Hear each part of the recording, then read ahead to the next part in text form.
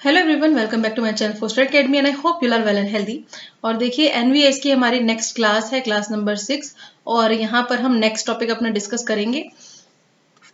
अगर आपने अभी तक सिलेबस नहीं देखा है एनवीएस टीजीटी सोशल साइंस का तो डिस्क्रिप्शन बॉक्स में जाकर सिलेबस की वीडियो देख लीजिए और अगर बाकी सारे टॉपिक्स आपको देखने तो उसकी प्लेलिस्ट भी आपको यहाँ पर मिल जाएगी। ठीक है, तो यहाँ पर हमारा नेक्स्ट टॉपिक है औपनिवेशिक भारत में समाज। मैं कोशिश करूंगी कि इसको इसी वीडियो में कंप्लीट कर दूं। अगर इस वीडियो में पूरा टॉपिक नहीं होता है तो नेक्स्ट वीडियो में भी आप इसका सेकंड पार्ट देख सकते हैं। आई होप कि मैं इस वीडियो में इसको कंप्लीट कर दूं, चाहे ये कितनी बड़ी वीडियो बैठ। ठीक है, चलिए, तो ये है features of colonial society in India. ये बहुत इंपॉर्टेंट टॉपिक है क्योंकि अब देखिए, पहले ना एक बात आप ध्यान रखिए कि ये जो पूरा हिस्ट्री का सिलेबस है, वर्ल्ड हिस्ट्री, इसमें क्या है कि एक टॉपिक दूसरे टॉपिक से रिलेट करता है। तो ये कह सकते हैं हम कि काफी सारी चीजें एक टॉपिक जो है वो दूसरे वाले टॉपिक में भी कहीं ना कहीं रिलेट करेगा, तो इस चीज को आपको ध्यान रखना है। टॉपिक है हमारा, शुरू कर लेते हैं जल्दी से। ये है औपनिवेशिक भारत में समाज। तो औपनिवेशिक भारत, सबसे पहले तो औपनिवेशिक शब्द का ही आप मतलब समझिए। औपनिवेशिक शब्द में से आप एक शब्द निकालेंगे जिसको बोलते हैं उपनिवेश। ठीक है, उपनिवेश। उपनिवेश एक ऐसा शब्द है जिसमें ये पता चलता है कि एक देश जो है वो किसी दूसरे देश पर अपना जब अधिकार कर लेता है, किस पर, किसी दूसरे देश को कंट्रोल कर लेता है, उसके ऊपर पॉलिटिकल अपना कंट्रोल कर लेता है, इकोनॉमिकली, और उसमें काफी इंटरफेयर करता है और फाइनली उसको अपने कंट्रोल में ले लेता है, तो उसको ही बोलते हैं उपनिवेश। यानी एक देश द्वारा, एक कंट्री द्वारा जब दूसरे देश के ऊपर कंट्रोल कर लिया जाता है तो ये जो दूसरा देश है ये इस देश का क्या बन जाएगा, फिर उपनिवेश। ठीक है, अगर इसको इजी लैंग्वेज में समझे तो भारत एक उपनिवेश था, किसका, इंग्लैंड का। ठीक है, तो ब्रिटेन जो है उसने भारत को अपना उपनिवेश बनाया। और मेनली उपनिवेश बनाने के पीछे रीजन क्या होता है कि काफी सारी चीजें वहां से उठा ली जाती है, जैसे कि इंडिया की अगर बात करें as an colonial society, as an colonial state, यहाँ पे हम कह सकते हैं इस स्टेटस के अंदर यहाँ से रॉ मटेरियल ले जाया जाता था इंग्लैंड और वहां पर कपड़े बनाए जाते थे, और मतलब पूरे तरीके से उपनिवेशों को अपने काम के लिए यूज किया जाता है, मतलब अपना पूरा मतलब यहाँ से निकाला जाता है। अगर जिस भी चीज की जरूरत पड़ती है अपनी कंट्री में तो उसकी सारी जो पूर्ति है वो कहाँ से, अपने उपनिवेश से कोई भी देश वो कर लेता है। ठीक है, तो आई होप आपको ये समझ में आ गया होगा, पहले भी आपने इसके बारे में पढ़ा है। तो हम बात कर रहे हैं कि औपनिवेशिक भारत यानी भारत का वो समय जब भारत ब्रिटिश कंट्रोल में था। ठीक है, ये हम उस टाइम की बात नहीं कर रहे हैं जब काफी प्राचीन भारत की बात नहीं कर रहे हैं, ना ही मध्य भारत की बात कर रहे हैं। हम कहीं ना कहीं मॉडर्न हिस्ट्री की बात करेंगे थोड़ी बहुत, और देखेंगे कि पॉलिटिकली, इकोनॉमिकली और काफी सारी चीजें कैसे चेंज हुई। और यहाँ स्पेशली हम बात कर रहे हैं समाज के एस्पेक्ट में, तो यहाँ पे इस वर्ड को समझना भी बहुत ज्यादा जरूरी हो जाता है कि समाज क्या है। ठीक है, तो मेनली हमने मजदूरों के बारे में पढ़ लिया है। ठीक है, ये भी तो समाज का एक पार्ट है। इसके अलावा हमने किसानों के बारे में भी पढ़ा है प्रीवियस चैप्टर्स में। औपनिवेशिक भारत में यानी जब ब्रिटिश हमारे ऊपर राज कर रही थी, रूल कर रही थी, तो मजदूरों की क्या हालत थी, किसानों की क्या हालत थी। इसके अलावा समाज में हम जाति प्रथा के बारे में देखेंगे, इसके अलावा यहाँ के पहनावे के बारे में देखेंगे कि क्या क्या चेंजेस आए उस वक्त में, शिक्षा में कौन कौन से नए चेंजेस देखने को मिले। इसके अलावा शहरों का भी विकास हुआ, यानी शहर में भी काफी परिवर्तन आए, और पर्यावरण और काफी सारी चीजें, कुछ नई नई पॉलिसीज बनी। तो उन चीजों के बारे में हम यहाँ पर बात करेंगे कि कैसे जो है समाज, भारत का जो समाज है वो चेंज हो गया है, पहले टाइम से अब के टाइम में क्या क्या डिफरेंसेस आए हैं। तो यहाँ पे हम पहले शुरुआत कर लेते हैं शिक्षा से। तो आधुनिक शिक्षा यानी एजुकेशन का जो शुभारंभ है, शुरुआत है, वो लॉर्ड मैकॉले द्वारा वकालत की गई नीति के रूप में किया गया। जहां भी शिक्षा की बात होगी वहां पर आप लॉर्ड मैकॉले का नाम जरूर पाएंगे। यहाँ पर देखिए, बात करते हैं नेगेटिव और पॉजिटिव इम्पैक्ट की। तो हमने देखा है कि औपनिवेशिक भारत में नेगेटिव इम्पैक्ट भी देखे गए और कुछ पॉजिटिव इम्पैक्ट भी देखे गए, जैसे कि शिक्षा का विकास हुआ, कुछ प्रथाएं थी उनको खत्म किया गया और काफी सारे कानून बनाए गए। तो और नेगेटिव एस्पेक्ट ये था कि बहुत ज्यादा शोषण किया गया, बहुत ज्यादा गलत पॉलिसीज लगाकर लोगों को बहुत नुकसान हुआ। तो यहाँ पर हम दोनों चीजों को देखेंगे और मेनली बात करेंगे समाज के एस्पेक्ट में, यानी समाज पर उसका क्या असर देखने को मिला, जो महिलाएं हैं, जो एक वर्ग है, उसके ऊपर क्या इसका प्रभाव पड़ा। तो लॉर्ड मैकॉले का नाम सबसे पहले आता है। ठीक है, तो आधुनिक शिक्षा का शुभारंभ लॉर्ड मैकॉले द्वारा वकालत की गई नीति के रूप में किया गया था, जिसे पहले 1835 में रखा गया था। ठीक है, शिक्षा के माध्यम के रूप में अंग्रेजी और भारत में आधुनिक शिक्षा प्रदान करने के लिए स्कूल और विश्वविद्यालय यहाँ पर खोले गए थे और भारतीयों को मध्यम और निम्न स्तर के जो रोजगार है वो दिए गए। ज्यादातर भारतीय लिपिक नौकरी पर रहते थे। मतलब बताया जा रहा है कौन सा पद दिया जाता था। हमने कुछ पहले जब हिस्ट्री पढ़ी है तो हिस्ट्री में हमने देखा है कि जहाँ पर नौकरी की बात आती है वहां पर जो भारतीय हैं उनके लिए काफी सारी चीजें नहीं थी। मतलब उनको जो पोस्ट थी वो काफी हाई पोस्ट पर आने नहीं दिया जाता था, छोटी पोस्ट पर इनको रखा जाता था। और इंग्लिश जो है वो भी सिखाई गई थी आगे लोगों को, लेकिन उसका भी एक पर्पस था, वो ये था कि ताकि वो इजीली आके लोगों के साथ कम्युनिकेट कर पाए और ज्यादा से ज्यादा लोगों को यहाँ पर काम पर लगा पाए। ठीक है, तो लॉर्ड मैकॉले का नाम ध्यान रखने वाला है। अब हम देखते हैं मेन चीज ये है पहनावा कैसे बदला। यानी पहनावा जो है, आपको पता है कि पुराने टाइम से यहाँ पर भारत में किस किस तरीके से कपड़ों का पहनावा बदला और पश्चिमी पहनावा फिर आया। औपनिवेशिक भारत की बात कर रहे हैं तो पश्चिम आया यहाँ पर, यानी वेस्ट जब आया, यानी वेस्ट की वेस्टर्न ड्रेसेस चली, लोग आए, वहां के फैमिलीज आई, तो उस चीज को देखते हुए क्या क्या चीजें यहाँ पर बदली। और क्या पहनावा वाकई में इतनी बड़ी चीज है, ये पता चलेगा आपको इस चैप्टर को पढ़ने के बाद। और मुझे कमेंट सेक्शन में जरूर बताना कुछ एक चीज इस टॉपिक में कुछ एक चीज जो आपको काफी ऐसे सोचने पे मजबूर कर देगी कि क्या वाकई में ये चीजें वाकई में इतनी ज्यादा थी जो इतना बड़े लेवल पर मैटर कर गई। कुछ चीजें भी बताऊंगी मैं आगे। तो पश्चिमी पहनावा यानी जो वेस्टर्न ड्रेसेस हैं उसको अगर भारतीय समाज में देखा जाए तो उसके क्या डिफरेंट चीजें पड़ी। आज के टाइम में देखिए आप तो लेडीज जो हैं उनकी ड्रेसेस काफी वेस्टर्न ड्रेसेस भी हैं, इंडियन ड्रेसेस भी हैं। और अगर इंडिया की बात करें तो इंडिया तो डाइवर्सिटी है इंडिया में काफी सारी, और यहाँ पर काफी चीजें देखने को मिलती है। तो अलग अलग स्टेट का पहनावा भी अलग है। तो अगर हम बात करें वेस्टर्न ड्रेसेस की तो इसको बोला जाता है कि नहीं, वेस्टर्न ड्रेसेस नहीं पहननी चाहिए, ये क्या है, ये हमारे जो संस्कृति है, हमारा जो अपना भारतीय स्वरूप है, भारतीय संस्कृति, इसको कहीं ना कहीं नुकसान पहुंचाता है। तो यही चीज उस वक्त देखी गई जब नई नई ये चीज चली थी। ठीक है, नया नया पश्चिमी पहनावा चला था। और आपको बता दूं कि ये जो पहनावा है ये महिलाओं द्वारा पहले नहीं अपनाया गया ये पुरुषों द्वारा पहले अपनाया गया। यानी इसको ज्यादातर सबसे पहले अपनाने वाले पुरुष ही थे। उसके बाद जो महिलाएं हैं, जो लेडीज हैं, उन्होंने इस बारे में चीजें सोचना शुरू किया। अब जो पहनावा है या कह सकते हैं इसको एक राष्ट्रीय प्रतीक के रूप में भी देखा जाता था कि अच्छा मैं ये चैप्टर में हम आगे देखेंगे तो वेशभूषा काफी मैटर करती है अगर हम किसी राष्ट्र के बारे में बात कर रहे हैं तो। ठीक है, तो पहले यहाँ पर सबसे पहले किसने अपनाया इसको, जो अमीर पारसी थे, अमीर पारसी, उन्होंने इन ड्रेसेस को अपनाना शुरू करा और जो कपड़े थे कोट वगैरह पहनना शुरू किया।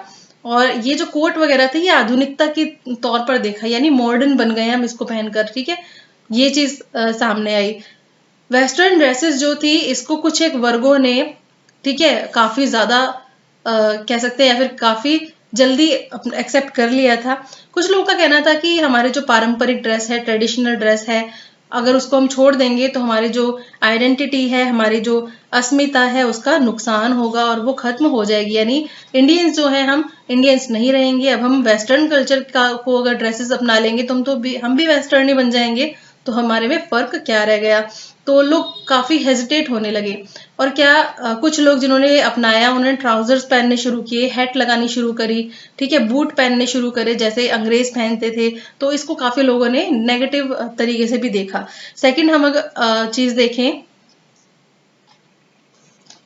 चलिए यहाँ पर देख लेते हैं। सबसे पहले पाश्चात्य आकर्षण निम्न जाति के उन लोगों के लिए मुक्ति का प्रतीक बना जो ईसाई बन चुके थे। यानी कुछ लोग जिन्होंने धर्म परिवर्तन कर लिया था उन्होंने इसको इन ड्रेसेस को कैसे मॉडर्न रूप में देखा, यानी हमारी फ्रीडम के रूप में देखा, क्योंकि उनको ठीक तरीके से कपड़े पहनने की भी आजादी नहीं थी और किसी भी तरीके की कोई आजादी नहीं थी। तो उन्होंने जब धर्म परिवर्तन करके ड्रेसेस पहनना शुरू किया तो उनको लगा कि अब हम उन सब स्टीरियोटाइपिंग से, उन सब रूढ़िवादी चीजों से मुक्ति पा रहे हैं। कुछ भारतीयों का मानना था कि इससे क्या होगा, पारंपरिक अस्मिता का नुकसान होगा, नाश हो जाएगा। बल्कि कुछ ने क्या कहा, इन ड्रेसेस को बहुत ही अच्छे तरीके से अपनाया। फिर है एक घटना की बात करेंगे जिसमें एक चीज और है यहाँ पर, एक चीज और भी हुई, वो ये थी कि जब लोग ऑफिस जाते थे, मतलब जो लोग जो पुरुष ऑफिस में काम करते थे, अंग्रेजों के पास ऑफिस में जाया करते थे, उन्होंने क्या किया, इन सब चीजों को देखते हुए ड्रेसेस को भी अपनाना था, शौक भी पूरा करना था और अपने इंडियन, अपने आप को हिंदुस्तानी भी कहना था। तो उन्होंने क्या किया, यही चीज की कि ऑफिस में जाते थे तो पूरे बूट वूट पहन के, कोट वगैरह पहन के जाते थे, और जब वापस घर को आते थे तो क्या करते थे, वापस से अपने वही धोती कुर्ता वगैरह इन्हीं कपड़ों में आ जाते थे। और कुछ फनी चीज ये है कि कुछ लोग ऐसे थे कि रास्ते में ही चेंज कर लिया करते थे, ताकि जो आस पड़ोस वाले हैं कहीं वो भी बात ना बनाने लगे। ठीक है, तो इस तरीके की हर चीजें भी देखने को मिली। अब हम यहाँ पर बात करेंगे कि क्या कुछ चीजें बहुत दिल दहलाने वाली हो जाती हैं। एक ही कार्टून भी देख लेते हैं। ये एक मोटा सा आदमी खड़ा हुआ है और यहाँ पर एक अंग्रेज बैठा हुआ है। ठीक है, और देखिए इसके कपड़े का जो स्टाइल है वो देखो, और ये जो है इसके हाथ में सिगरेट है। ठीक है, और मूछें हैं और पूरा मोटा पेट है इसका। तो यहाँ पर एक व्यंग किया गया है, कहा गया कि ये जो आदमी है ये एक तरीके से भारतीय भी है, क्योंकि मोटा है। और सॉरी, मतलब मेरा मतलब ये नहीं है कि भारतीय तो मोटा है, मतलब एक तरीके से दिखाने की कोशिश की जा रही है कि ये जो आदमी है, ये लाला टाइप, ये कोट पहनकर अपने आप को मॉडर्न भी दिखा रहा है और क्राउन ब्राउन भी है कुछ, मतलब इस तरीके से दिखाया गया है कि ये भारतीयता को भी नहीं छोड़ना चाहता है और ये बाहर वाला भी बनने को तैयार है, मतलब मॉडर्न दिखने को भी बेचैन है, बिल्कुल तैयार है। अब ये आती है बहुत ही इंपॉर्टेंट बात, जिसको समझने की भी जरूरत है और सोचने की भी जरूरत है। ये घटना है मई 1822 की, जिसमें त्रावणकोर, जो कि दक्षिण भारत में है त्रावणकोर, इसमें उच्च जाति की महिलाओं को, जिनका जो थी शनार जाति की, उन पर हमला किया गया। क्यों? क्योंकि उन्होंने अपने शरीर को ऊपरी हिस्से को ढकने की कोशिश की, यानी उनको कपड़े पहनने की आजादी नहीं थी, क्योंकि एक पर्टिकुलर कास्ट से बिलोंग करती थी, इसलिए उनको आजादी नहीं थी कपड़े पहनने की। तो 1829 में शनार औरतें अपने शरीर के ऊपरी हिस्से को ढकने से बचें, ऐसी घोषणा की गई सरकार द्वारा। और 1855 में दास प्रथा की जब समाप्ति हो गई, देखिए औपनिवेशिक भारत में हम यही तो पढ़ रहे हैं ना इस क्लास में, कि क्या क्या चेंजेस आए समाज में। तो औपनिवेशिक भारत में दास प्रथा को खत्म किया गया, और ये आपसे एग्जाम में पूछा जा सकता है कब, 1855 में खत्म किया गया।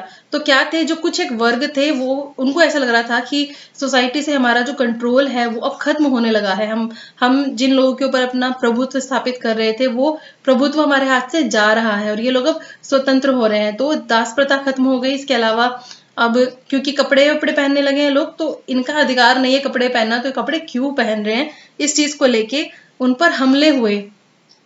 1859 में शनार जो महिलाएं हैं उन पर हमला हुआ, और उच्च जाति के लोग ढक सकते हैं। उन्होंने बोला कि तुम्हारी जाति वो है जिसमें कपड़े पहनना अलाउ हम नहीं करते।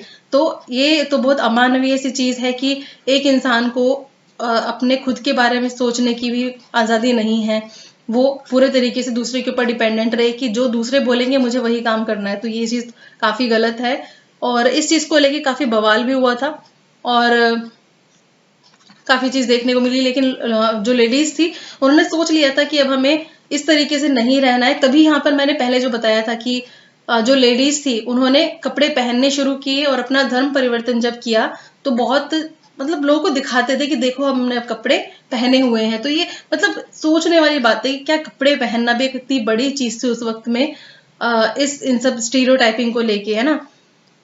तो फाइनली गवर्नमेंट को ये चीज एक्सेप्ट करनी ही पड़ी कि ठीक है अब कपड़े पहन सकते हैं। उन्होंने लास्ट में फाइनली एक वो बनाया, एक घोषणा की और बोला कि ठीक है अब इस वर्ग की महिलाओं को इजाजत मिल जाती है कि अब अपना जो शरीर है उसको ढक सकते हैं। अब बात करते हैं पोशाक संहिता। ब्रिटिश शासन में संहिता मतलब कानून बना देना, एक तरीके से बोल सकते हैं कि आपको बता देना कि आपको क्या क्या चीजें करनी है। तो पोशाक संहिता में क्या है कि इन सब जो ये जो चेंजेस की प्रक्रिया चल रही थी, जो चेंजेस हो रहे थे कि लोग बाग अपने हिसाब से कपड़े पहन रहे हैं, तो इनसे काफी टकराव की पोजीशन आई, टकराव की स्थिति बनी। तो जैसे हम कह सकते हैं कि पगड़ी और हैट, ठीक है, ये दो जो चीजें हैं इनमें काफी डिफरेंस देखने को मिला। अब जो ब्रिटिश थे वो हैट पहनते थे और जो भारत के लोग थे पगड़ी पहनते थे। पगड़ी का भी अपना स्वरूप है, राजस्थान में अलग है, गुजरात वाले अलग पहनेंगे, कश्मीरी अलग पहनेंगे, और जो अलग क्षेत्र के हैं वो अलग तरीके से पहनेंगे पगड़ी को। तो पगड़ी हमारे लिए अलग प्रतीक था और हैट अलग तरीके का प्रतीक था, ठीक है। अगर हम वेस्ट की बात करें तो पगड़ी पहनने का क्या मतलब है, उसको किसी भी वक्त वो उतार सकते थे, मतलब, और मेनली वो तभी उतारते थे जब किसी के सामने वो उसको आदर दे रहे होते हैं या फिर सम्मान प्रकट कर रहे होते हैं, तभी हैट को उतारते थे। लेकिन इंडिया में पगड़ी उतारना, जो लोग पगड़ी पहनते हैं परमानेंटली, उनके लिए पगड़ी बहुत बड़ी चीज बन जाती है, ठीक है। बहुत बड़ा मैटर करता है पगड़ी पहनना, और इसको उतारना उनके लिए बहुत ही कह सकते हैं कि अनादर की बात है, यानी अब उनका जो सम्मान है वो नहीं रहा। तो पगड़ी उतारने का ये मतलब था। तो आगे जाके इन दोनों चीजों में टकराव हुआ कि जो ब्रिटिश थे वो बोलते थे कि पगड़ी उतारने के लिए, तो यहाँ इनका ये मानना था कि नहीं, पगड़ी हम नहीं उतार सकते, हमारी परमानेंट चीज है, हैट अलग चीज है और पगड़ी अलग चीज है, दोनों की जो मान्यता है वो बिल्कुल अलग है। तो टकराव काफी देखने को मिला, और इसमें एक ही चीज थी, वो थी आइडेंटिटी को बचाए रखना, ठीक है। तो ये औपनिवेशिक भारत में चेंजेस जब आ रहे हैं ना, तो समाज में पहनावा इतना बड़ा इंपॉर्टेंट रोल प्ले कर रहा है। सिर्फ पहनावा नहीं, पहनावे के अलावा काफी सारी चीजें कनेक्ट हो जाती है इसी चीज से। अगर हम बात करें, कुछ ऐसे ऑफिसर्स थे जो क्या करते थे, जिन्होंने बोला था राजाओं को और नवाबों को कि आप शूज पहनकर उनके ऑफिस में नहीं आएंगे, क्योंकि उन्होंने देखा कि जो हिंदू लोग हैं या इन इंडियंस में क्या कल्चर है कि जब हम जाते हैं कहीं पर, एंटर करते हैं घर में किसी के या फिर मंदिर वगैरह में, तो अपने शूज जो है उनको उतार देते हैं। तो इन्होंने क्या बोला कि तुम लोग अपने शूज उतारोगे जब हमारे ऑफिस में आओगे या फिर कोर्ट में या फिर कहीं भी। तो इस चीज को लेकर भी काफी टकराव हुआ। जैसे कि एक वो थी एक केस था जिसमें क्या होता है कि कोर्ट में जाना होता है, कोर्ट में जाने से पहले उस व्यक्ति को बोला जाता है कि आप जो है अपने शूज उतार के अंदर जाएंगे, लेकिन वो काफी विरोध करता है इस चीज का कि हमारे मान्यता के हिसाब से शूज उतारना कहाँ कहाँ पे और क्यों उतारते हैं, लेकिन यहाँ पर तुम हमें जानबूझ के डिसरेस्पेक्ट के लिए ये चीज कर रहे हो। तो ये चीज देखने को मिली, काफी डिफरेंसेस भी देखने को मिले यहाँ पर। लास्ट में पादुका सम्मान जो है उसको एक इम्पोर्टेंट चीज बना दिया गया। पादुका सम्मान का मतलब है, जब भी आप ऑफिस में आएंगे, ब्रिटिश से मिलने आएंगे यानी अंग्रेजों से मिलने आएंगे, तो आपको अपने जूते जो है वो बाहर उतारने पड़ेंगे और तब आप अंदर एंटर कर सकते हैं। इसको बोला गया पादुका सम्मान, ठीक है। तो इस पादुका सम्मान का जो एक मामला आया, ये 1862 में आया, 1862 में। और ये कहाँ की घटना है, सूरत अदालत में ये घटना घटी, जहाँ पे मनोक जी नाम के एक व्यक्ति थे, जिन्होंने क्या किया, उन्होंने काफी इस चीज का विरोध किया, लेकिन ये विरोध उनका चलता ही रहा क्योंकि उनकी बात को माना नहीं गया, ठीक है। तो ये काफी बड़ी चीज थी। इसके अलावा हम बात करेंगे राष्ट्रीयता के प्रतीक के रूप में पोशाक या फिर पहनावा। यहाँ पर एक चित्र है, इस चित्र में इनका नाम क्या है, सरला। क्या नाम है, सरला। और एक इसकी बेटी है आरसी दत्त।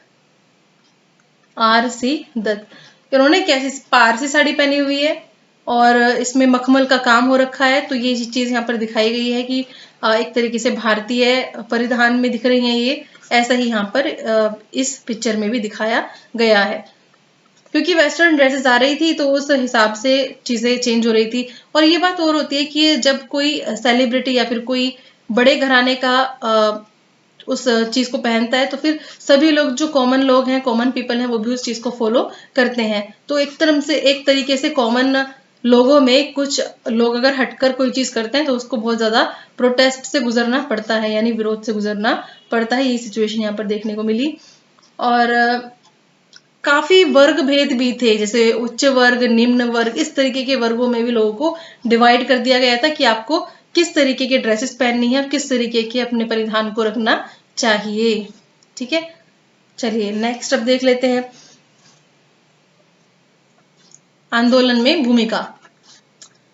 अगर वेशभूषा की बात हो रही है और गांधी जी की बात ना की जाए तो ये तो गलत हो जाएगा। तो गांधी जी जो है उन्होंने सबसे पहले 1921 में धोती धारण की और फिर आजीवन इसी वेशभूषा में वो रहने लगे। स्टार्टिंग में उन्होंने कुछ महीने के लिए ट्रायल बेसिस पे किया था, लेकिन उनको लगा कि ये जो उनकी ड्रेस है इससे काफी वो लोगों से कनेक्ट हो पा रहे हैं, तो उन्होंने डिसाइड किया कि अब मैं इसी चीज को लूंगा। और ये क्या राष्ट्रीयता की निशानी बन गई। आपको पता ही है कि इन्होंने चरखा चलाया और सूत काटने की बात की और कहा खादी कपड़े पहनने चाहिए। तो इन सब चीजों को देखते ही खादी के महत्व को इन्होंने काफी बढ़ावा दिया। तो गांधी जी का सपना था कि पूरा राष्ट्र खादी पहने। मोतीलाल नेहरू ने पश्चिमी सूट त्याग दिया था, और लेकिन ये एज अ हम क्या बोल रहे हैं, ये उन्होंने खादी अपनाया तो, लेकिन उसका रूप बदल गया। उनका मतलब था कि गांधी जी ने बोला था कि हम वो कपड़ा पहने जो सभी लोग पहनते हैं, ताकि राष्ट्रीयता बनी रहे और एकता की भावना है। मोटा कपड़ा पहनेंगे खादी वाला, लेकिन मोतीलाल नेहरू ने पश्चिमी सूट तो हटा दिया था, लेकिन उसकी जगह पे बारीक कपड़े की पोशाक पहननी उन्होंने शुरू की। इसके अलावा अंबेडकर जी जो थे, उन्होंने पश्चिमी शैली कभी भी नहीं छोड़ी।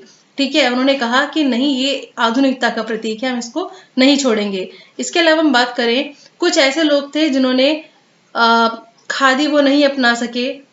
बहुत सारे रीजन थे।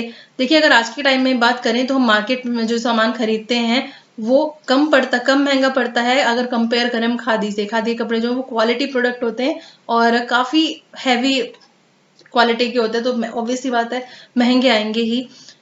सरोजिनी नायडू जो है, कमला नेहरू ने भी मोटे कपड़ों की जगह पे रंगीन और डिजाइनर साड़ी पहननी शुरू करी। मतलब ये चीज जो गांधी जी ने चलाई थी कि हमें खादी पहनना चाहिए, मोटे खादी कपड़े पहनने चाहिए, इस चीज को काफी लोगों ने एक्सेप्ट किया स्टार्टिंग में, लेकिन धीरे धीरे ये चीज हटने लगी और लोगों ने इस चीज को ज्यादा वो नहीं किया। यहाँ पर एक पिक्चर है जिसमें दिखाया गया है इनको भारतीय परिधान में, और इनकी स्टार्टिंग की पिक्चर्स हैं जब इन्होंने शुरू किया था इस तरह के कपड़े पहनना, गांधी जी ने।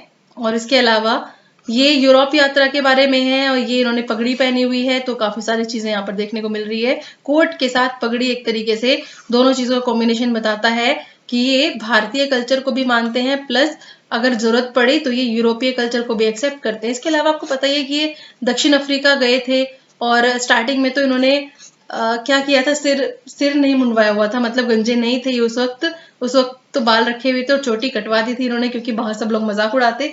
लेकिन जब इंडिया वापस आया और कुछ टाइम इन्होंने यहाँ पर स्पेंड किया, उसके बाद इन्होंने सिर भी अपना मुंडवा लिया और इस तरीके की पोशाक में फिर ये नजर आने लगे। तो इनकी ये जो पोशाक है ये राष्ट्रीयता का प्रतीक बन गई, और इन्होंने कहा कि सब लोगों को इस चीज को फॉलो कर लेना चाहिए। ठीक है, इसके अलावा कुछ एक घराने थे जैसे कि त्रावणकोर की महारानी, उन्होंने भी भारतीय ड्रेस को काफी ज्यादा प्रमोट किया था। ठीक है, राष्ट्रीय आंदोलन की बात करें तो यहाँ पर एक आंदोलन के बारे में बात करना चाहूंगी। ये था हमारा 1905 में जो बंगाल में हुआ था, बंगाल का विभाजन हुआ था। तो बंग भंग अगर हम आंदोलन की बात करें, उस वक्त जो लोग थे वो काफी स्वदेशी चीजों को अपनाने पर उनको प्रमोट किया गया था। बोला गया था कि स्वदेशी चीजें अपनाओ, जो बाहर की चीजें उनको फेंक देना चाहिए, उनको नहीं यूज करना चाहिए। और बोला गया कि माचिस और सिगरेट जैसी चीजों को बनाओ और अपने खुद के उद्योग लगाओ, ताकि बाहर के लोगों पर तुम डिपेंडेंट ना रहो। तो औपनिवेशिक भारत की अगर बात करें, औपनिवेशिक राज में उन्होंने बोला कि खादी सबसे बढ़िया चीज है और देशभक्ति का भी ये प्रतीक है। महिलाओं से बोला कि आप क्या करें, आप रेशम के कपड़ों का और कांच की चूड़ियों को बिल्कुल फेंक दें। ठीक है, इसका यूज बिल्कुल भी ना करें। और इसके अलावा किस चीज की चूड़ियां आपको बनानी चाहिए और पहननी चाहिए, शंख की चूड़ियां। किस चीज की, शंख की चूड़ियां पहननी चाहिए। तो ये सब चीज थी, ये स्वदेशी के बारे में बात है, और कहीं ना कहीं किस चीज को प्रमोट कर रही है, राष्ट्रवादी भावना को। तो यहाँ पे हमने देखा कि कैसे एक कपड़ा राष्ट्रवादी भावना को प्रमोट कर रहा है। तो औपनिवेशिक भारत में कपड़ा इतना इंपॉर्टेंट हुआ कि ये राष्ट्रवादी भावना के रूप में आगे बढ़ा। ठीक है, तो बस यही था इस वाले में कि आप पहनावा कैसे इंपॉर्टेंट था। तो जैसे कि हमने देखा यहाँ पर कि जो पहनावा है इतना ज्यादा इंपॉर्टेंट था कि इसमें गोलमेज सम्मेलन की बात की जाए या फिर स्वदेशी आंदोलन की, इसने काफी इंपॉर्टेंट रोल प्ले किया औपनिवेशिक भारत में, और समाज का एक बहुत ही महत्वपूर्ण एस्पेक्ट था। नेक्स्ट हम बात करेंगे कि शहर और जीवन, यानी शहर की वजह, औपनिवेशिक भारत में शहर कैसे फ्लरिश हुए और इन शहरों में लोगों की जिंदगी कैसे बदली। तो ये एक तरीके से समाज का ही रूप हो जाता है कि समाज कैसा था उस वक्त औपनिवेशिक भारत में। कुछ इंपॉर्टेंट शहरों की बात करेंगे। सबसे पहले हम देखते हैं, आपको पता ही है यूरोप में शहरीकरण की जो प्रक्रिया है, उसके बाद काफी जब मशीन्स का युग आया, प्रौद्योगिकी डेवलप होने लगी, उसके बाद शहरीकरण काफी तेजी से बढ़ा। और इंडिया की बात करें तो यहाँ पर भी शहरीकरण की जो प्रक्रिया वो तेजी से बढ़ने लगी।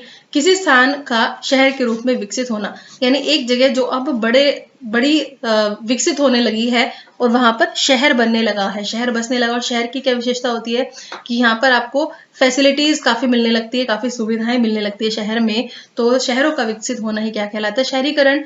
तो भारत में शहरीकरण होने लगा। प्रेसिडेंसी शहर की अगर बात करें तो ब्रिटिश शासन के समय में बम्बई, बंगाल और एक नाम हो रहा है यहाँ पर मद्रास, ठीक है, ये प्रेसिडेंसी की राजधानियां थी, प्रेसिडेंसी शहर थे, ये काफी इंपॉर्टेंट थे। आपको जब भी आप इंग्लिश की इस बारे में बात करेंगे, ब्रिटिशर्स की बात करेंगे, अंग्रेजों की बात करेंगे, तो मेनली बम्बई, बंगाल, मद्रास का नाम आप जरूर वहां पर देखेंगे। तो बम्बई जो है वो काफी इंपॉर्टेंट शहर रहा जिसमें लोगों की जिंदगी बहुत लेवल तक परिवर्तित हुई।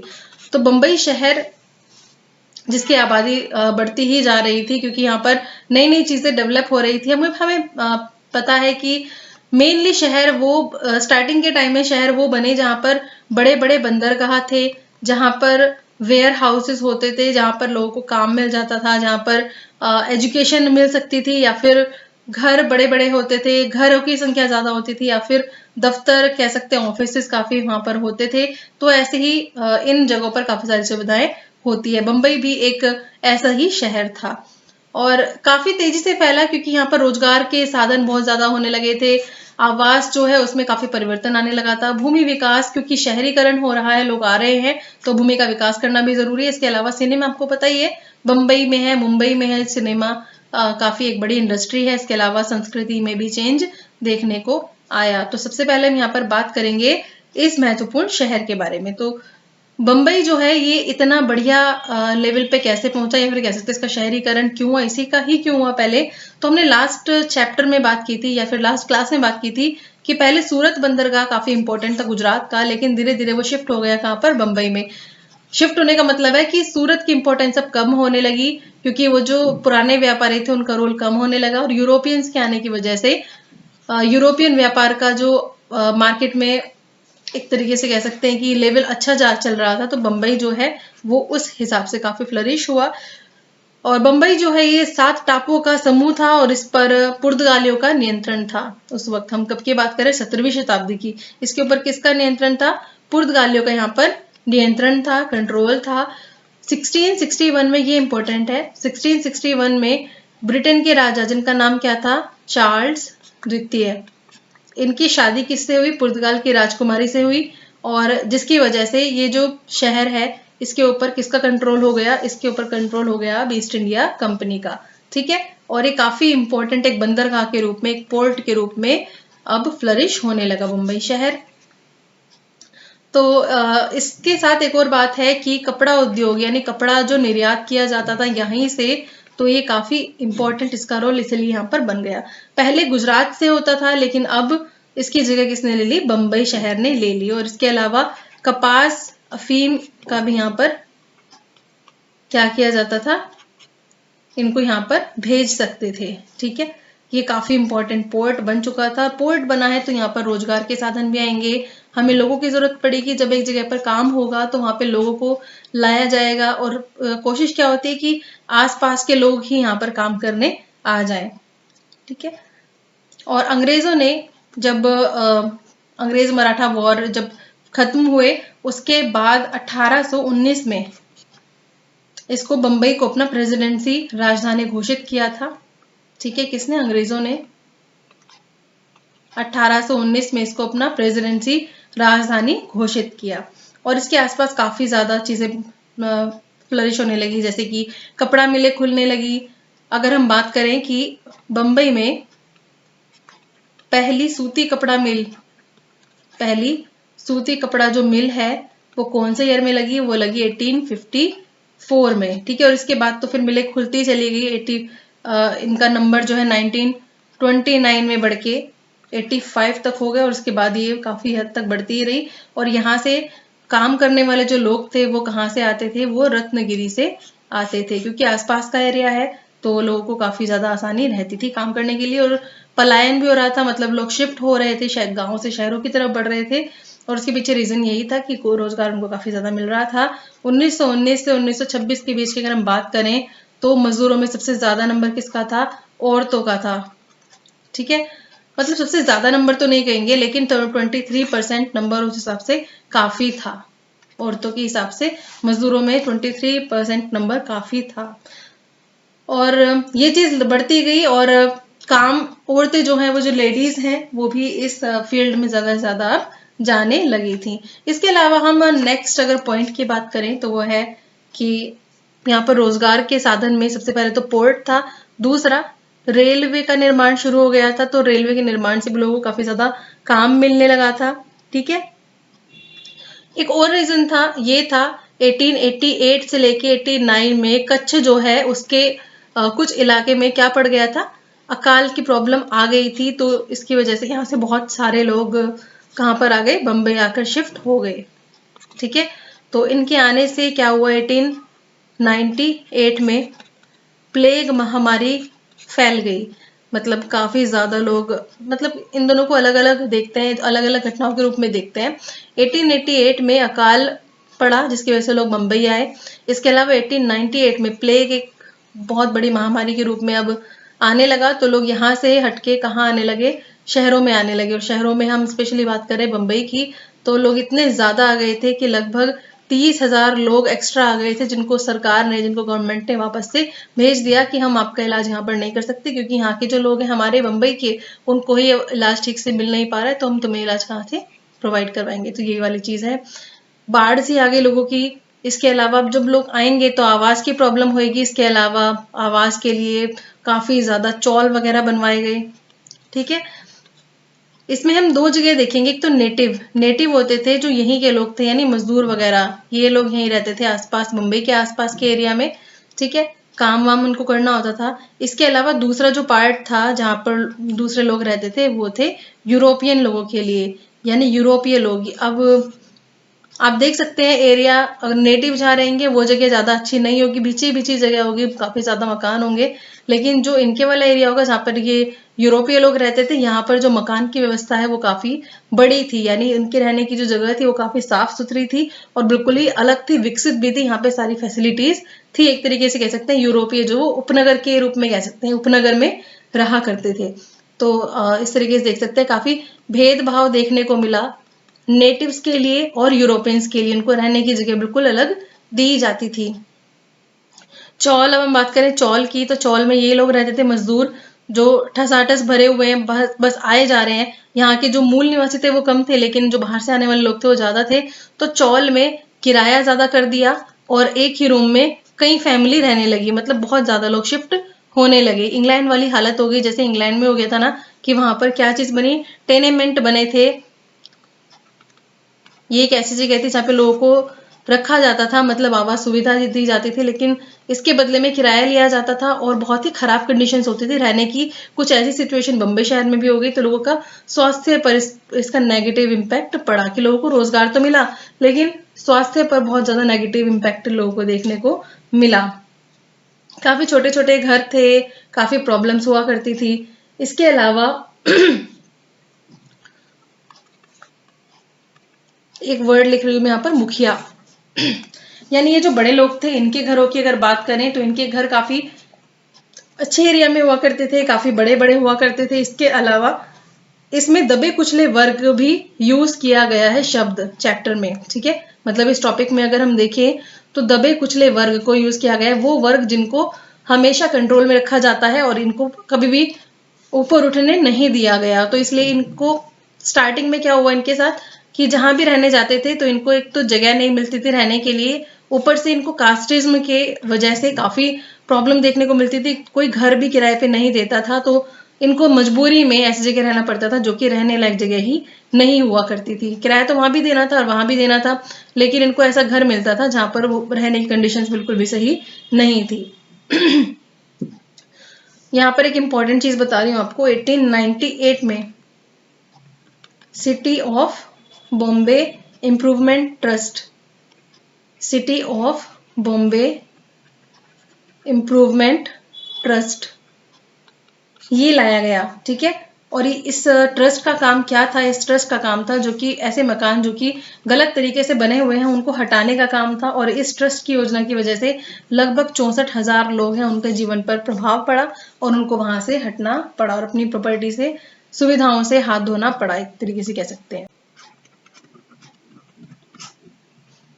इसके बाद हम बात करेंगे, क्योंकि बम्बई में हालत काफी ज्यादा खराब थी, लोगों के स्वास्थ्य पे नेगेटिव असर पड़ रहा था, तो भूमि विकास योजना यहाँ पर बनाई गई 1784 में। ठीक है, इसकी शुरुआत हुई 1784 में, और उस वक्त बम्बई के जो गवर्नर थे वो थे विलियम हॉर्नबी। ठीक है, और इन्होंने क्या कहा, इन्होंने कहा कि शहर को जो है किस तरीके से बनाया जाए, शहर का जो निचला इलाका है उसको इस तरीके से बनाया जाए ताकि वहां पर पानी ना भरे। तो ये चीज है। ये क्या थे उस वक्त? Governor William Hornby.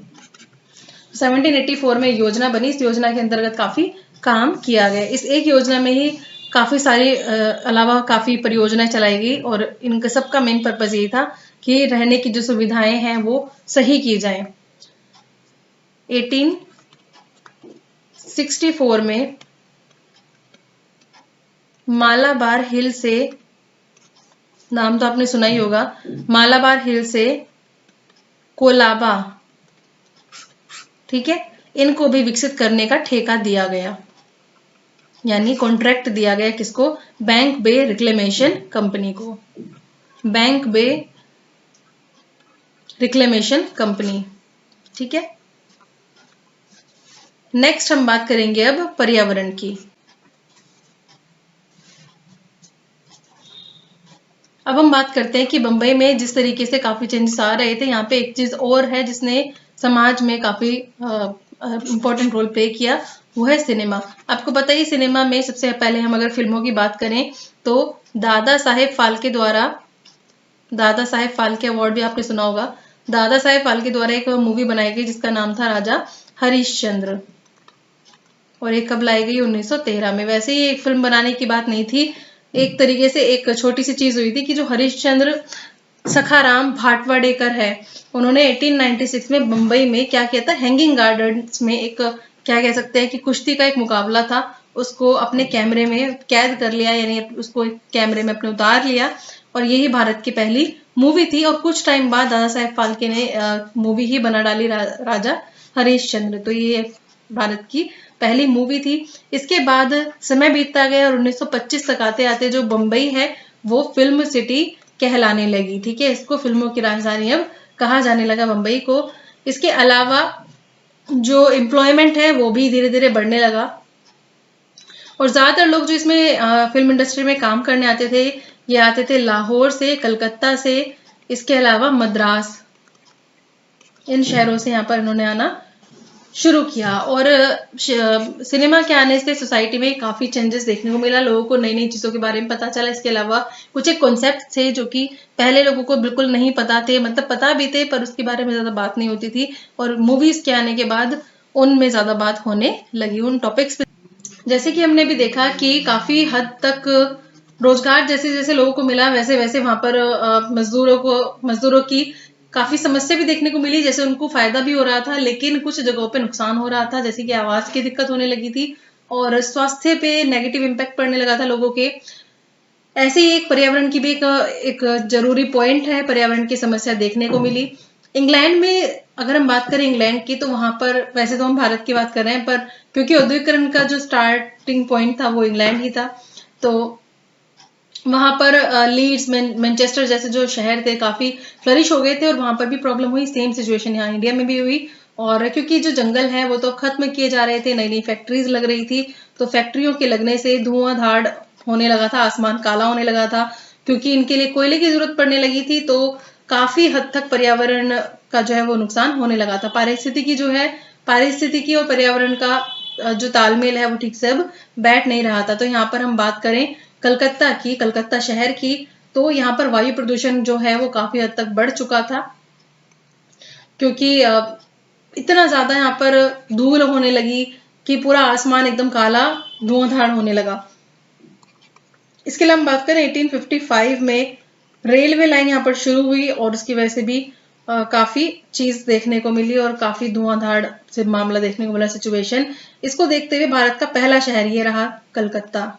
ठीक है, कलकत्ता भारत का ऐसा पहला शहर था जहां पे 1863 में क्या कानून बनाया गया, एग्जाम के पॉइंट ऑफ व्यू से इंपॉर्टेंट है, ये है धुआं निरोधक कानून, धुआं निरोधक कानून 1863 में बनाया गया कलकत्ता द्वारा। ठीक है, यहाँ पर सबसे पहले इस शहर में ही इसको पारित किया गया। और मतलब कानून तो आ जाते हैं लेकिन उनका पालन कोई करता तो नहीं है ना, जैसे आज के टाइम में कानून तो इतने बने हुए हैं लेकिन पालन कौन करता है।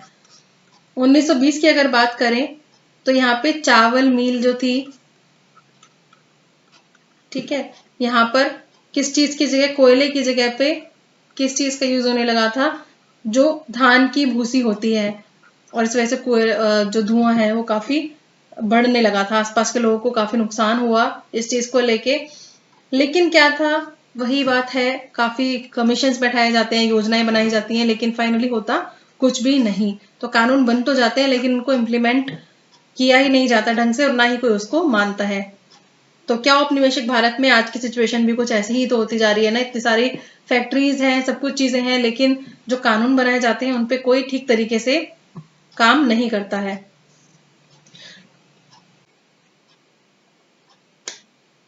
अब हम यहाँ पर बात करेंगे मुद्रण के बारे में, मतलब औपनिवेशिक भारत में जब लिखना पढ़ना शुरू हुआ तो उससे क्या चीजें देखने को मिली। पहली बात तो यही है कि समाज का इम्पोर्टेंट एक एस्पेक्ट है ये पढ़ना लिखना, शिक्षा, और छपाई के आने से, क्योंकि औपनिवेशिक भारत में ही प्रिंटिंग शुरू हुई थी, तो छपाई के आने से काफी चीजें बदली। कुछ एक टॉपिक्स पर लोग बात नहीं करते थे उसके बारे में, अब लोग लिखने लगे थे। वैसे लिखने का चलन जो है वो काफी पुराना है और प्राचीन समय में भी लिखा जाता था, लेकिन ये छपाई जो थी इसका क्या इंपॉर्टेंट रोल था, इसकी वजह से क्या क्या नई चीजें भी, ये हम अब देखेंगे।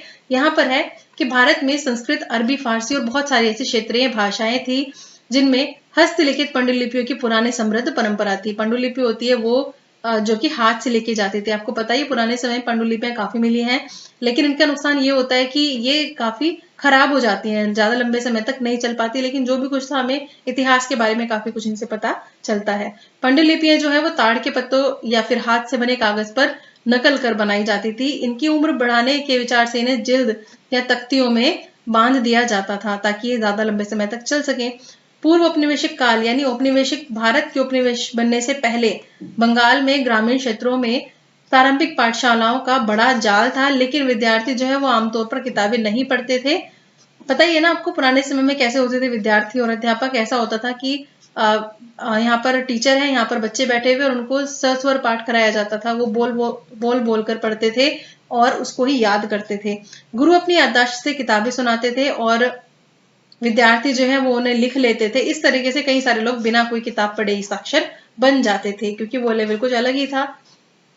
पांडुलिपि जो है उसका मतलब होता है हाथ से लिखी गई पुस्तक। प्रिंटिंग प्रेस की अगर बात करें, देखिए समाज जो है उसमें काफी बदलाव देखने को मिले जैसे ही लिखने का चलन शुरू हुआ। काफी वर्गों को, पहले आपको पता ही है कि पढ़ने की आजादी भी नहीं थी, जो महिलाएं थी उनको भी कुछ एक जो पुराने हमारे कह सकते हैं क्या वेद थे, ये सब चीजें थी, ये पढ़ने की अनुमति नहीं थी। लेकिन टाइम के साथ साथ धीरे धीरे जैसे ही मॉडर्नाइजेशन का टाइम आया तो लोगों ने इस चीज को काफी सीरियस लेना शुरू कर दिया।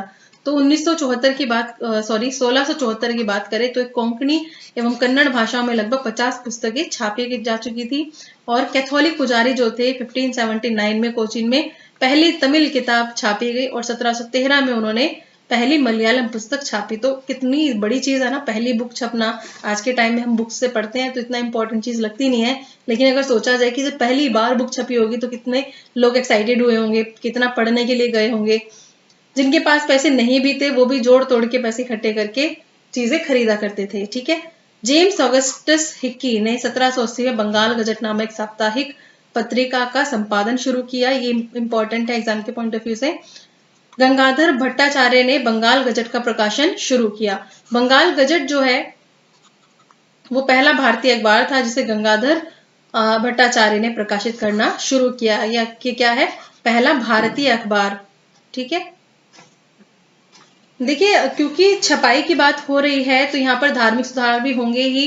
कुछ ऐसे राष्ट्रवादी लोग थे जिन्होंने राष्ट्रवादी भावना काफी पनपी इस प्रिंटिंग के आने की वजह से। उन्होंने अपने जो विचार हैं वो लिखने शुरू किए और उसको जैसे पैम्फलेट वगैरह है उनको बंटवाना शुरू करा। और जो आम जनता थी, आम लोग थे, उनके पास ये चीज गई तो काफी सोसाइटी में लोगों के विचारों का आदान प्रदान हुआ और उसकी वजह से काफी चेंजेस देखने को यहाँ पर मिले। धार्मिक सुधार की अगर बात करें तो 1821 में राजा राममोहन रॉय ने संवाद कौमुदनी प्रकाशित करना शुरू किया। ये जो पत्रिका थी इसमें हिंदू धर्म के रूढ़िवादी विचारों की क्या की गई थी, आलोचना, यानी उनको गलत ठहराया गया था। ऐसी आलोचना करने वालों के लिए रूढ़िवादियों ने समाचार चंद्रिका नामक पत्रिका निकालना शुरू किया। 1810 में कलकत्ता में तुलसीदास द्वारा रचित रामचरितमानस को छापा गया। मतलब जो तुलसीदास ने रामचरितमानस लिखी थी उसको छापा गया, उसको प्रिंट किया गया 1810 में। 1880 के दशक में लखनऊ के नवल किशोर प्रेस और मुंबई के श्री वेंकटेश्वर प्रेस में आम बोलचाल की भाषाओं में धार्मिक ग्रंथों को छापना अब शुरू हुआ। तो यहाँ पे थी कुछ एक कॉमन बुक्स होती थी और एक होते थे हमारे धार्मिक ग्रंथ, क्योंकि पढ़ने के मामले में अगर बात आए तो ग्रंथों को सबसे पहले ये पहली चॉइस हुआ करती थी, उसके बाद में बुक्स आई, लेकिन धीरे धीरे अब प्ले बनाने लगे और काफी सारी कहानियां, ये सब चीजें भी आने लगी। 1822 में अगर हम बात करें मुस्लिम कल्चर की तो वहां पर भी स्टार्टिंग में इस चीज को ज्यादा वो नहीं दिया गया, इंपॉर्टेंस नहीं दी गई, लेकिन जैसे ही वक्त गुजरने लगा तो टाइम के साथ साथ यहाँ पर भी पढ़ने लिखने के ऊपर बहुत ज्यादा जोर दिया जाने लगा। और 1822 में फारसी में 2 अखबार शुरू किए गए जिनके जाम ए जहां नामा और शमसुल अखबार, ये इंपॉर्टेंट थे। उसी साल एक गुजराती अखबार भी शुरू हुआ जिसका नाम क्या था, बंबई समाचार। इसके अलावा देवबंद सेमिनार की स्थापना हुई 1867 में, 1867 में, और इस सेमिनार ने एक मुसलमान के जीवन में सही आचार विचार को लेकर बातें लिखी गई, या फिर ये चीजें कहेगी कि क्या सही है और क्या गलत है, इस चीज को लेकर बातें यहाँ पर छपनी शुरू हुई। 1876 में रश सुंदरी, क्योंकि यहाँ पर अगर महिलाओं की बात की जाए तो उनको तो दूर दूर तक कोई चीजें करने का एक तरीके से आजादी थी ही नहीं, तो बहुत बड़ी बात थी अगर कोई लेडी बुक पढ़ती है या फिर बुक लिखती है। तो 1876 में राश सुंदरी देवी की आत्मकथा आमार जीवन, ठीक है, आमार जीवन प्रकाशित हुई 1880 में। ताराबाई शिंदे और पंडित रमाबाई, ये जो नाम है ना, ये आप हर क्लास में सुनेंगे, चाहे छोटी क्लास हो चाहे बड़ी क्लास हो, ये सारे नाम काफी इंपॉर्टेंट हैं और एग्जाम में पूछे जा सकते हैं। जैसे कि ये वाला जो है ना ताराबाई शिंदे, ये तो कई एग्जाम्स में पूछा भी गया है। तो ये उच्च जाति की नारियों की दयनीय हालत पर रोष जाहिर करते थे कि वहां पर सारी चीजें थी लेकिन एक पढ़ाई लिखाई मत करो, जो तुम्हारा ट्रेडिशनल काम चलता आ रहा है उसी को ही फॉलो करो, ये चीज लेडीज को बोली जाती थी। राम चड्डा ने औरतों की आज्ञाकारी बीवियां बनने की सीख देने से के उद्देश्य से अपनी बेस्ट सेलिंग कृति स्त्री धर्म विचार लिखी। क्या? स्त्री धर्म विचार, यानी जो तुम्हारा काम है तुम उसी को करो।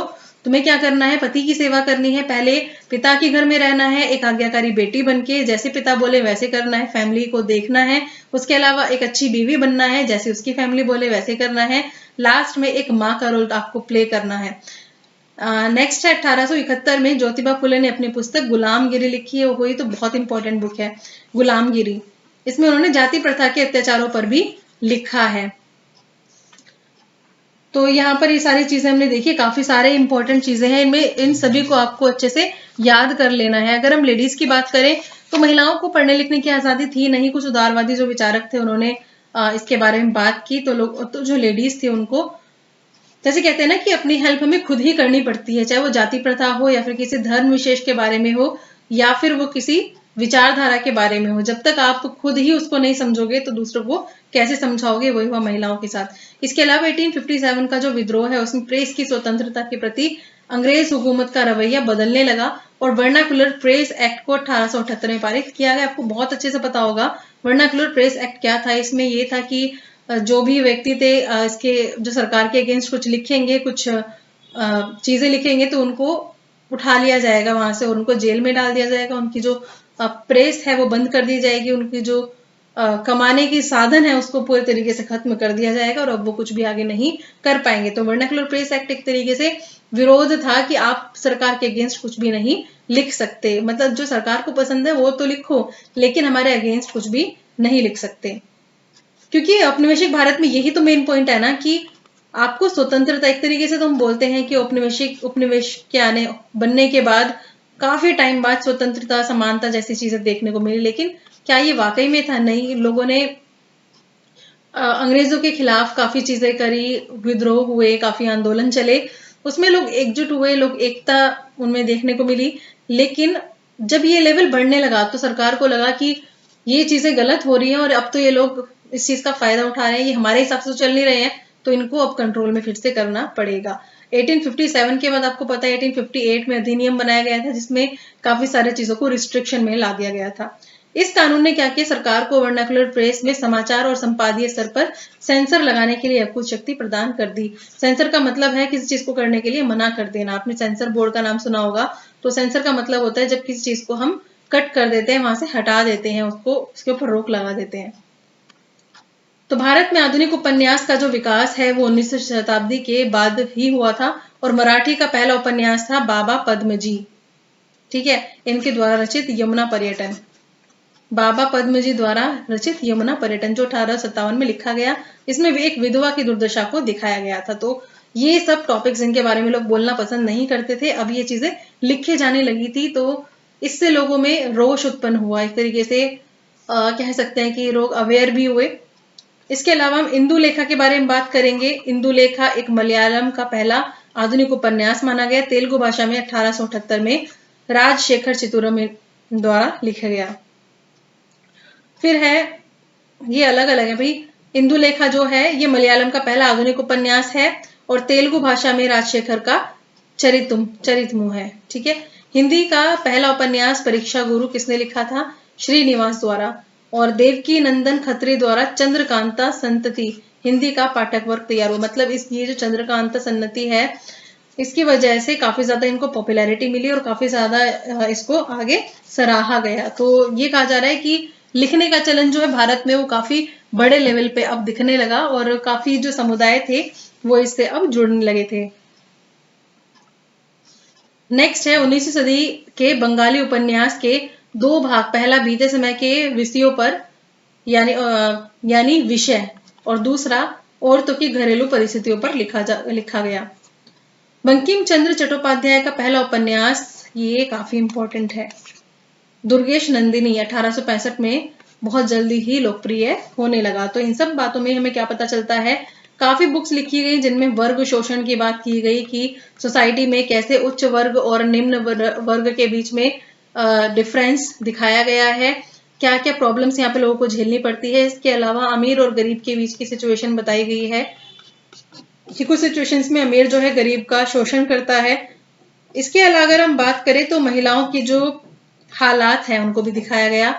अब महिलाएं लिखने लगी थी, इसके अलावा पढ़ने लगी थी, क्योंकि इसी वक्त में अगर हम कंटेम्प्रेरी बात करें तो स्कूल्स वगैरह भी ओपन होने लगे थे, तो महिलाओं को काफी चीजें अब मतलब कह सकते हैं कि हासिल होने लगी थी, तो इनका रोल भी अब बढ़ने लगा था और इनको किसी ना किसी चित्रों के माध्यम से अब दिखाया जाने लगा था। इसके अलावा एक चीज और थी ना कि महिलाओं के पढ़ने लिखने को और आलोचना भी की गई इस बात पर और बोला गया कि अगर लेडीज जो महिलाएं हैं अगर वो पढ़ने लिखने लगेंगी तो वो जो पुरुष प्रधान जो हमारी सोसाइटी है वो तो फिर बेकार हो जाएगी। क्योंकि एक ऐसा चित्र भी आया जिसमें यहाँ पर एक मेल है और यहाँ पर एक फीमेल है, ठीक है।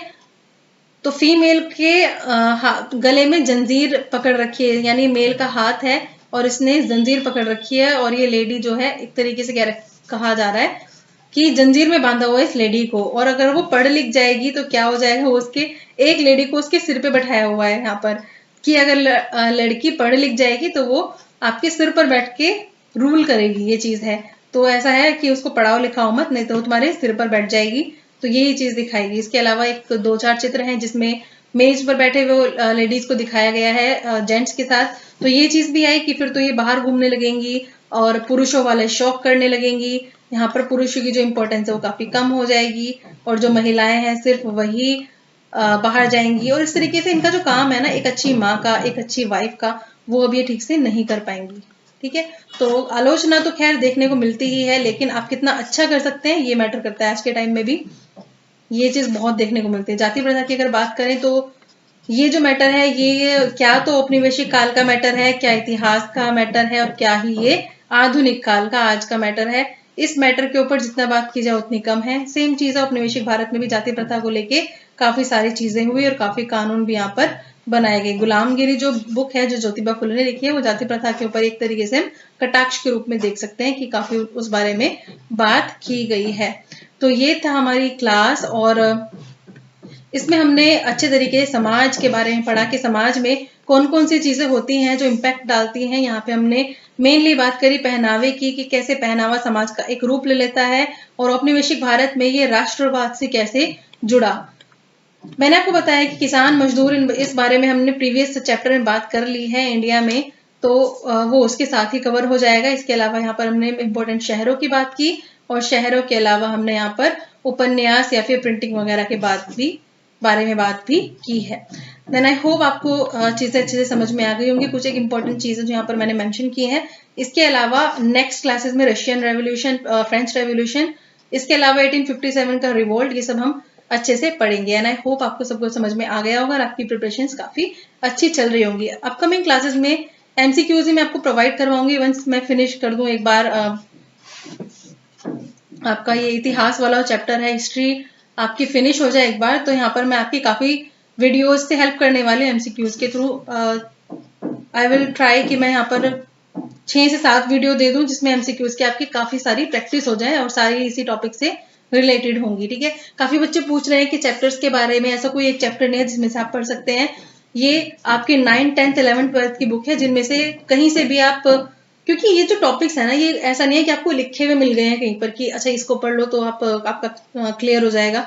ये टॉपिक्स आपको कहाँ से, कुछ ग्रेजुएशन की बुक्स हैं, कुछ कॉमन आपकी नॉलेज है, कुछ आप कहीं से कलेक्ट करते हो, तो ये सब कलेक्ट करके आप एक पूरा एक चैप्टर या फिर आप एक टॉपिक क्लियर करते हो। तो मैं तो आपसे ये बोलूंगी कि आप अपना पढ़ाई अच्छे तरीके से रखिए। इसके अलावा पीडीएफ की किसी ने बात भी की थी, तो पीडीएफ सॉरी आपको भी प्रोवाइड नहीं होगी।